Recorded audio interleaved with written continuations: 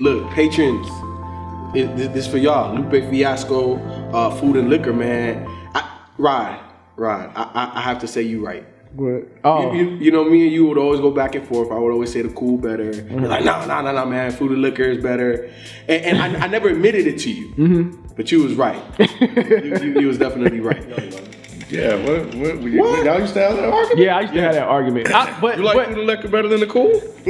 It flips for me sometimes. This album, it is amazing, but I haven't gone back to it for a very long time. Me either. You know what I'm saying? Same. Listening to it again, I was like, God damn, this shit is dope as fuck. This shit is super dope. Yeah. And then I played the Cool right after, and I'm like, damn, I still love the Cool. Yeah. But I think Rod might be right. He said he flip flop. Yeah, but I'm just saying. He's gonna be wrong tomorrow. Between me and Rod,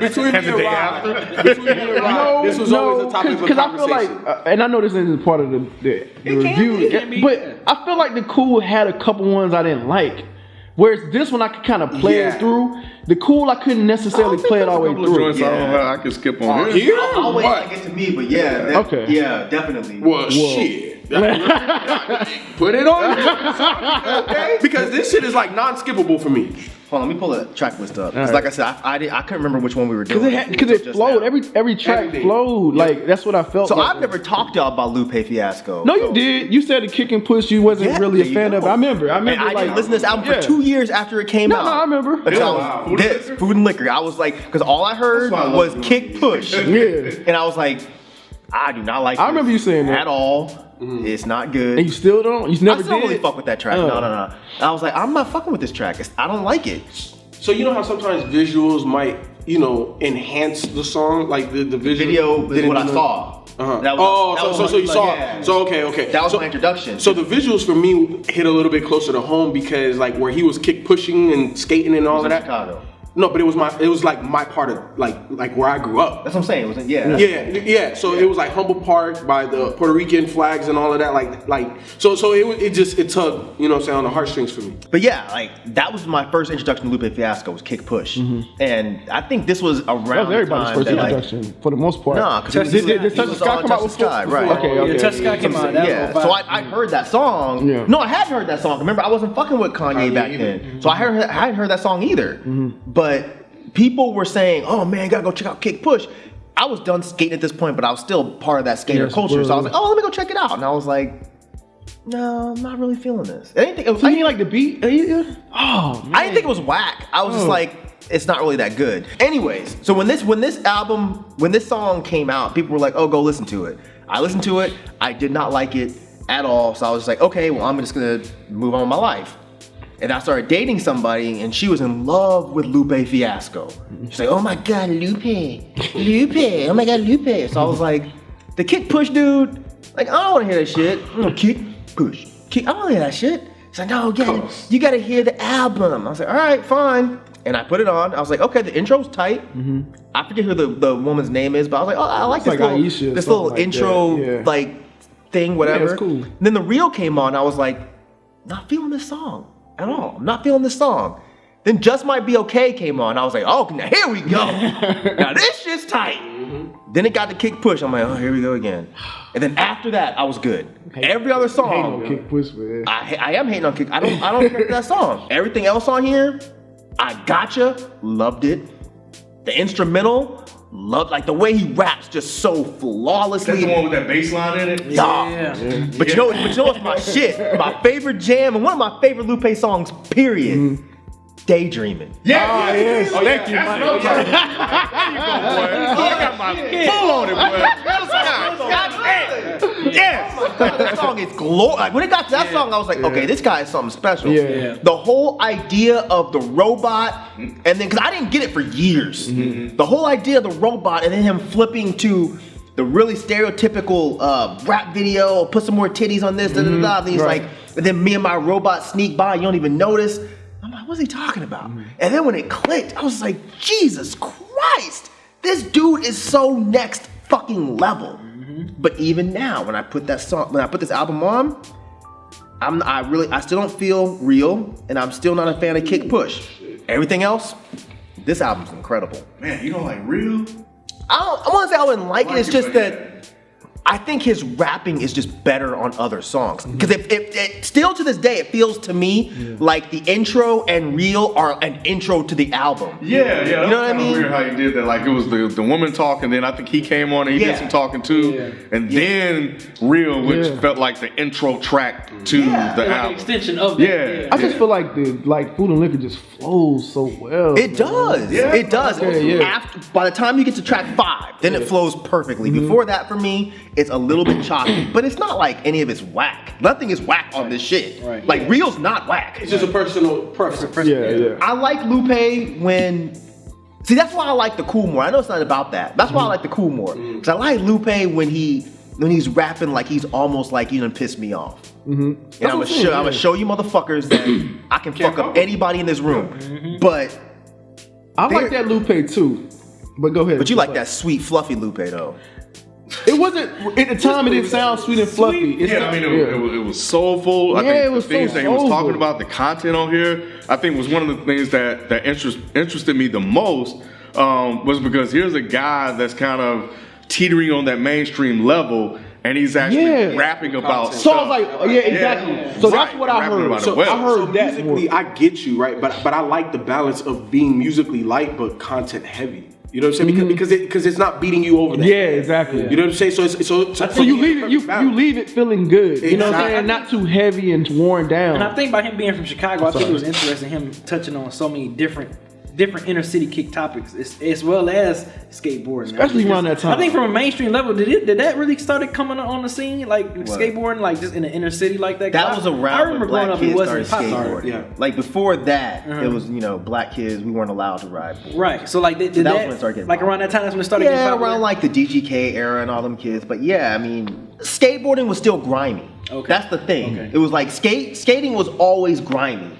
So when someone wrote a song about skateboarding, even though the song is not about skateboarding, it's really not. Right.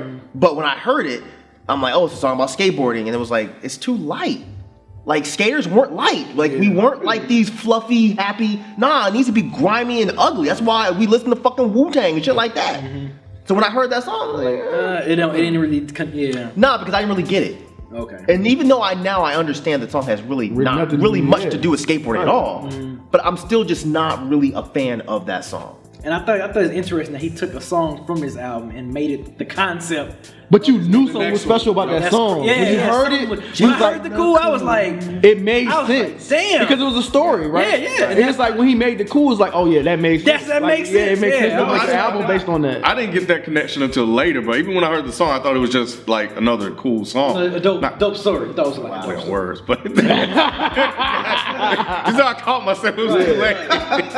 You said what? Yeah, but going back and looking at how he set it up, He set it up. I'm like, wow, okay, because I didn't pick that up at all. Yeah, man. But then that shit he had on here with Jay-Z Pressure, like, Yeah, that was dope, too. man, yo, I was And like, it's crazy how Jay-Z ended up being like the executive producer for that. Because Yeah. I don't think labels was really, they was really. wait for what? But his album, Jay was like, Jay put it out, yeah. What you mean? Because he said when he heard him on Touch the Sky, Jay was like, yo, dude who's is this special. young kid from Chicago? And And you know how Kanye talks about Lupe. Kanye's Right. like, hey, Back then, you talking yeah. about, dangerous MC who you don't want to get on the mic with? right. This guy. And then Jay heard it and was Yep. like, I need to executive produce this. Because he had nets, man. Like when Lupe burst on the scene, Yeah, when it he was did. like, yo, And with this those dude Revenge of the got Nerds nets. mixtapes, he was Man. Oh yeah, Man, yeah. like He it was was good. like And it was like that Fade run, and all them shits, Yeah, yeah. like that run he had right there with these two albums and those Revenge of the Nerds mixtapes. I was like, yo, because I didn't even know about the Revenge. I think Rob put me up on those Revenge of the Nerds mixtapes. He I put just me know on about the too. album. He's like the first dude, like mainstream wise, to put like I guess you want to call it nerd rap on the map. I'm just like, if I really want to I call mean, it. I don't think there's any. Like, No, yeah, because he didn't. they didn't make his they didn't make his albums. So Yeah. nah. Yeah, but I got a funny story, man, because Rob put me onto all of those Lupe mixtapes too.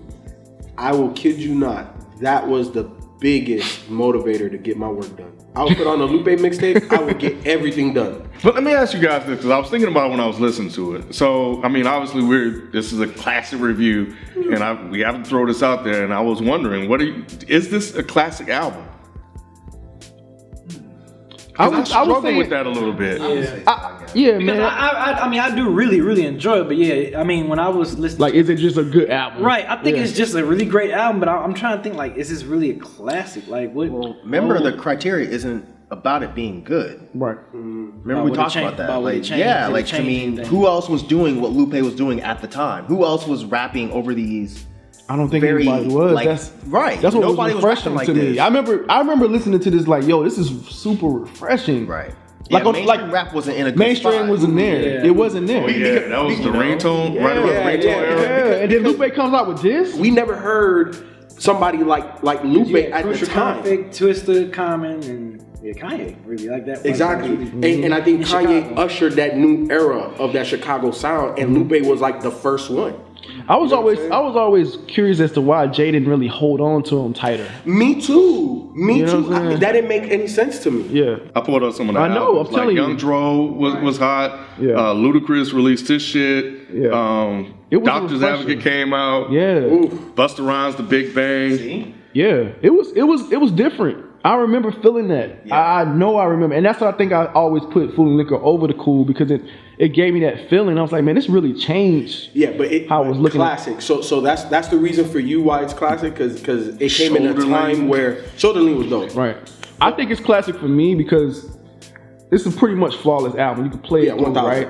And then and I felt like it did change. It did usher in a new type of sound for different people with mainstream wise, right? Mm-hmm. Because nothing sounded like this. I kind of struggle with the question too. Like, is this classic? Because it's kind of like, yeah, it did come out in a time where nothing else sounded like it, but did it influence others? Yeah, like who? man. It could have been like the predecessor to, and I think that's what Rod is saying. Like it was a predecessor to that change that was coming. Right. Because I think the internet was slowly starting to kind of get bubble traction, up and become influential and he pushed against the grain of what was, like Rod is saying, what was out at that time. You're right. You're talking about motherfuckers is going down and Shoulder Lean and Right, all that shit was going on. I was like, man, I stopped liking and rap all for the a other minute. stuff. Yeah. Like I stopped listening to rap for a minute. Yeah. I'm not ISIS MC. I'm not Cornell West. Yeah. I'm Cornell West Right. Side. Come on, man. Like nobody was rapping Right. like that. And that's when he was like, cue the simulator, that one song, he's like, cue the simulator rain, put your titties Yeah. to the 22s. It's like, yo, like,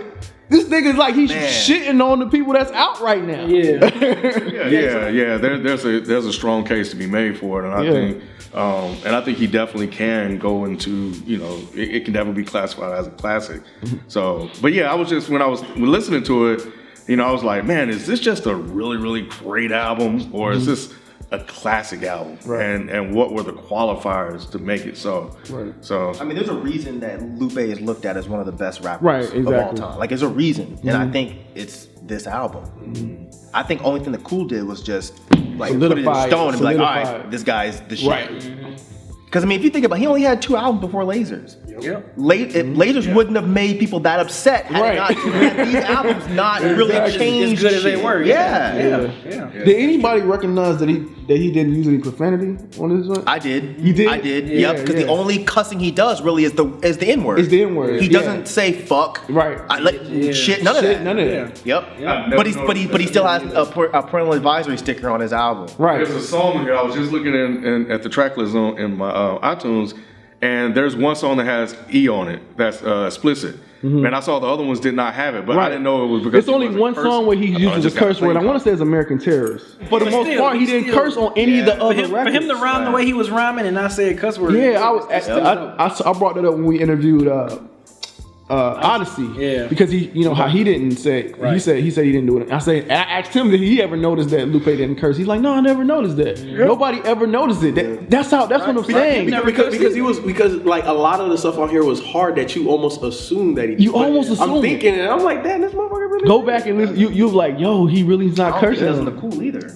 Nope. I don't Wow, think he that's- does. See, I didn't pay attention I to it don't on the think he cool. does on Cool. I think he does Okay. on the cool. Wait, hold on. I think he does on the cool, but Food and Liquor, I know for sure. He only says it. He says one word. I can't remember. It's been so long. I can't remember which song it was. But he does say nigga a lot. Yeah. Maybe not a lot, but he says it. Yeah. I think rappers were looking at Lupe like he was a problem. Oh yeah. Like, but I think yeah, that's part of what made this classic, because if you look at the shit that was coming out, people weren't trying. It was, I mean, I don't know It was if it was very definitely trendy the rap ringtone at the era. time. Yeah, it was very trendy rap. So I think when Lupe came out, it was like, no, y'all are gonna have to actually rap. Yeah. Like, cause I'm this young kid, ain't nobody heard of me from Chicago. I'm gonna rap over these kinds of beats, these accessible, almost friendly beats. I'm gonna rap. I'm gonna have some thought-provoking songs. Yes. Everything. Yeah. Because what was the other singles off this besides Kick Push? Was it Daydream. Oh, Daydreaming was an actual single? Yeah. Yeah, it actually. Well, it came out.